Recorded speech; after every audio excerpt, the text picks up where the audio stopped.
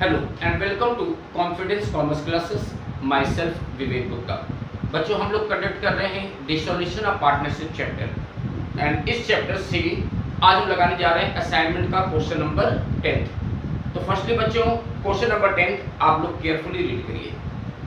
Okay, सो देखिए बच्चों, इस क्वेश्चन में बताया गया है कि एक पार्टनरशिप फर्म में दो पार्टनर थे ए एंड बी, जिनके बीच प्रॉफिट शेयरिंग रेशियो था 60% and 40% का।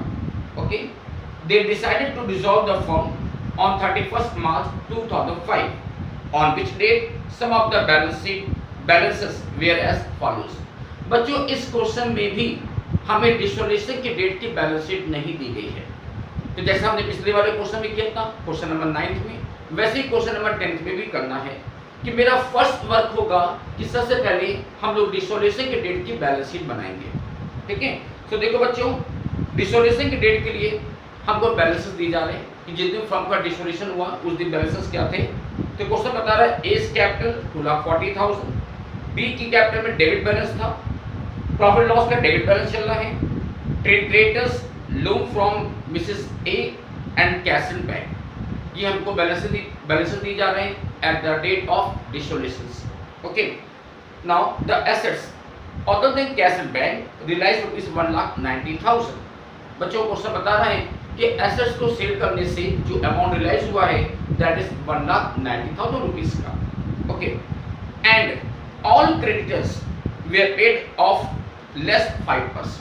बच्चों, जो लिखा है ऑल क्रेडिटर्स, तो जरा उस ऑल क्रेडिटर्स को अंडरलाइन करिए तो बात समझिएगा कि ऑल क्रेडिटर्स का मतलब क्या हुआ कि मेरी जो भी आउटसाइड लायबिलिटी थी वो सारी आउटसाइड लायबिलिटी का जो पेमेंट हुआ है वो 5% लेस करके पेमेंट हुआ है, 5% डिस्काउंट पेमेंट हुआ है। तो हम यहाँ पर केवल क्रेडिटर्स की बात नहीं कर रहे, ऑल क्रेडिटर्स।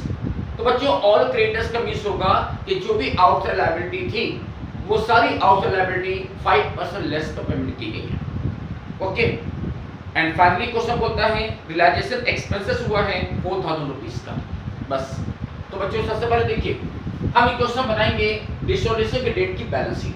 तो देखो बच्चों, इस क्वेश्चन बताया गया कि ए की कैपिटल थी 2,40,000 रुपीस की, जिसको हमने लायबिलिटी साइड में शो किया, जबकि बी की जो कैपिटल थी उसका डेबिट बैलेंस चल रहा है। तो डेबिट बैलेंस का मींस उसकी कैपिटल नेगेटिव में है, जिसको हम दिखाएंगे एसेट साइड में 25,000 रुपीस से।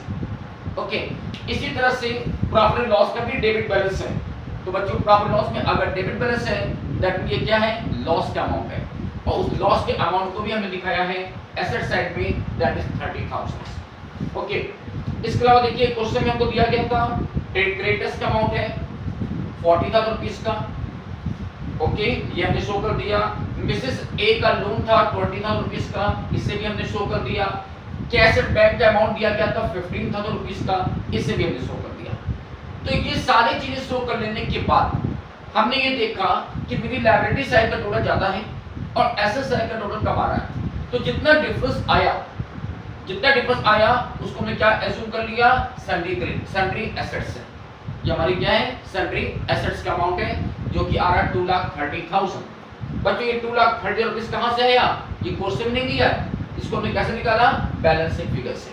This is the balancing figure. Liability side का टोटल ज्यादा आ रहा है, एसेट साइड में टोटल कम आ रहा है, तो जो डिफरेंस आया उसको एज्यूम किया गया कि ये क्या हमारी सन्ड्री एसेट्स का अमाउंट है। ओके, तो ये बन गई बच्चों हमारी ओपनिंग बैलेंस शीट। ओके, अब इसके बाद जैसे हम क्वेश्चन नॉर्मली लगाते जाएंगे, तो सबसे पहले बनाएंगे रियलाइजेशन अकाउंट, जिसमें सबसे पहले हम लोग ट्रांसफर एंट्री पास करते हैं। तो देखो बच्चों, ट्रांसफर एंट्री में हमने क्या ट्रांसफर किया, सन्ड्री एसेट्स का अमाउंट 2,30,000 इसे ट्रांसफर किया, ट्रेड क्रेडिटर्स का अमाउंट था 40,000 रुपीस का, इसे ट्रांसफर किया, एंड मिसेस एज लोन इसको भी ट्रांसफर किया 20,000 रुपीस का। बस, ये तीन आइटम हमने बैलेंस शीट से ट्रांसफर कर लिए। ओके, अब देखिए बच्चों, क्वेश्चन में बताया गया था कि जो भी हमारी एसेट्स थी, जो हमारी सन्ड्री एसेट्स थी, उसको सेल करने से अमाउंट रियलाइज हुआ है 1,90,000 रुपीस का, जिसे हमने दिखाया bye bank account 1,90,000 rupees. Okay, अब जैसे क्वेश्चन ने कहा था कि मेरे जो भी क्रेडिटर्स है, ऑल क्रेडिटर्स, उनका पेमेंट किया गया 5% डिस्काउंट पर। तो देखो बच्चों, ऑल क्रेडिटर्स को क्या किया जाएगा, एक तो हमारा ट्रेड क्रेडिटर्स भी आएगा और एक मिसेस एज लोन अकाउंट भी आएगा। तो क्रेडिटर्स कितने थे 40,000 रुपीज का, जिसमें से 5% अमाउंट लेस कर दीजिए। तो बच्चों 40,000 रुपीज का 5% होता है 2,000। सो 2,000 रुपीज लेस करके क्रेडिटर्स कितने के बचे 38,000 रुपीज, ये हम पेमेंट करेंगे। प्लस मिसेस ए का लोन चल रहा था 20,000 रुपीज का, इसमें से भी 5% माइनस करेंगे। तो 20,000 रुपीज का 5% होता है 1,000। सो 1,000 रुपये माइनस करके हमें मिसेस ए के लिए लोन पेमेंट करना होगा 19,000 रुपीज का। ओके, सो 38,000 प्लस 19,000 टोटल 57,000 रुपीज का हमने ये कैश पेमेंट किया है। ओके, तो जो भी मेरी आउटसाइड लायबिलिटी थी उसका 5% डिस्काउंट का पेमेंट हुआ है। इसके अलावा क्वेश्चन ने आपको ये भी बताया था कि रियलाइजेशन एक्सपेंसेस हुआ है 4,000 रुपीज का, जिसके लिए लिखा टू कैश, या आप चाहो तो टू बैंक भी लिख सकते हो। इसको उस समय बैंक था तो हम बैंक लिख देते हैं, ठीक है। तो टू बैंक अकाउंट 4,000 रुपीज से। ओके, इतना करने के बाद जो डिफरेंस आया, डेबिट साइड ज्यादा था तो लॉस का अमाउंट आया। लॉस हुआ है बच्चों 41,000 रुपीज का, जिसे हमने ए और बी में उनके प्रॉफिट शेयरिंग रेशियो जो कि है 60% 40% में उसको डिवाइड कर लिया, तो ये हमारा लॉस का अमाउंट आ गया। ओके, सो बच्चों ये बन गया हमारा रियलाइजेशन अकाउंट का लेसन। ओके, अब इसके बाद क्या बनाते हैं पार्टनर्स कैपिटल अकाउंट। तो देखो बच्चों पार्टनर्स कैपिटल अकाउंट में सबसे पहले दिखाते हैं ओपनिंग बैलेंस। तो देखो बच्चों अपने बैलेंस शीट में कि ए की जो कैपिटल थी उसका क्रेडिट बैलेंस चल रहा है और बी की कैपिटल में डेबिट बैलेंस चल रहा है। सो ये ओपनिंग बैलेंस आपने शो किया ए में क्रेडिट साइड में और बी में डेबिट साइड में। ओके, इसके अलावा देखिए ये लॉस का अमाउंट, प्रॉफिट लॉस का डेबिट बैलेंस चल रहा था। ये प्रॉफिट लॉस हमारा लॉस का अमाउंट है जिसको हमने ए और बी में डिवाइड कर दिया, उनके प्रॉफिट शेयरिंग रेशियो जो कि 60% 40% में, जो क्या है बच्चों 18,000 12,000 रुपीस का, ये प्रॉफिट लॉस डिवाइड कर लिया। और देख लीजिए कैपिटल अकाउंट पोस्टिंग और कहां से आएंगी, तो रियलाइजेशन पर मुझे लॉस हुआ था जिसको हम लोग ए और बी में डिवाइड कर दिए थे, तो वो लॉस का अमाउंट भी हमें यहाँ ट्रांसफर किया, तो रियलाइजेशन लॉस का अमाउंट ए और बी में शो कर दिया। इतना करने के बाद फाइनली जो बैलेंस आएगा उसको मुझे फाइनल पेमेंट करना है।